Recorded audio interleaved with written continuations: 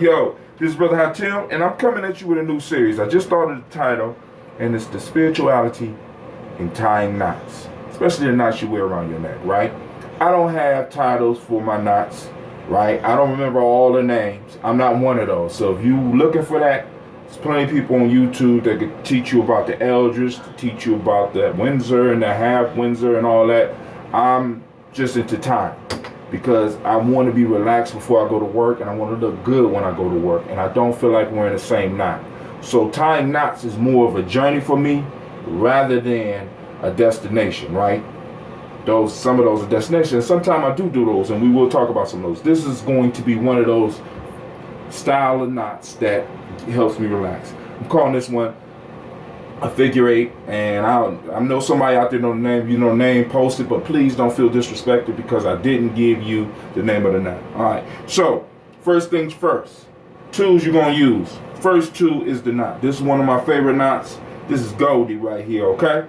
Goldie, Goldie, Goldie, right? So now, what we're gonna do is we got to distinguish between the fat end and the thin end.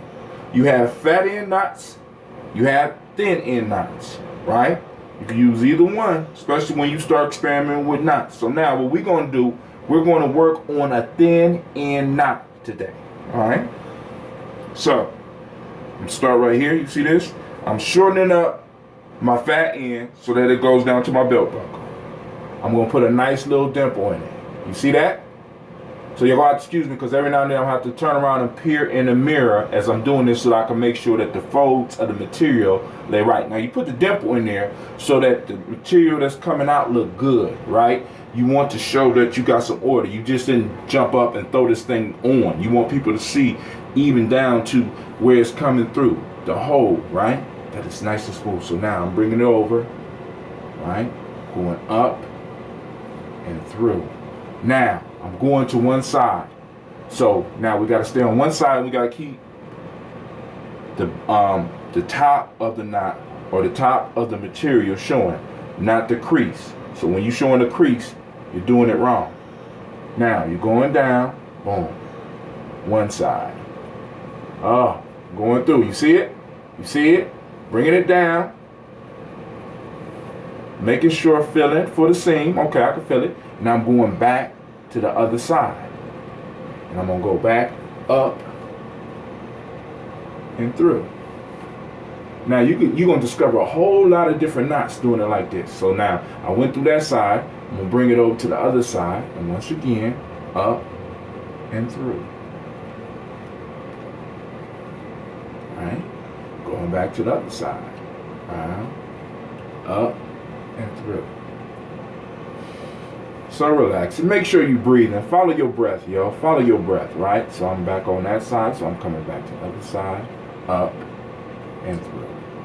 So I'm approaching the end of my knot. I can feel it because my material is getting short. I'm gonna bring it around one more time, up and through. Right? So now, to finish this knot off, I'm right there.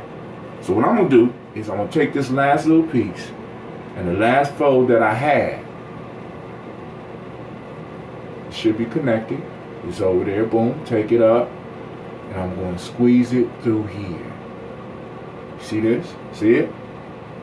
Bringing it through, and the pressure of me pulling on it will tighten up the whole thing. Now let me turn around and look at it real quick. Cool. Now, you say, Brother Hatim, what you do with that little piece of material? You're going to take that little piece of material, and you're going to tuck it.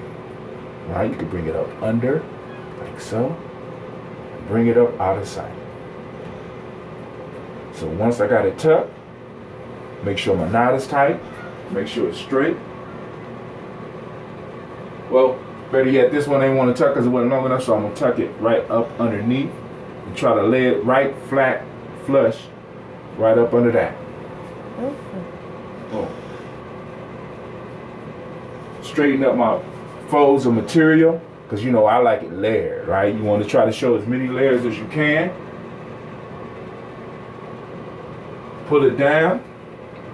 If you see, now my tie, the fat end, that's the one that's always present anyway. You see it's long, right? It's not short. Showing that I'm an incomplete man. This is showing that I'm a full 100%, man, and I'm in control. I'm gonna pull my collar down. Make sure the knot is centered. And make sure the folds of material are not over the collar.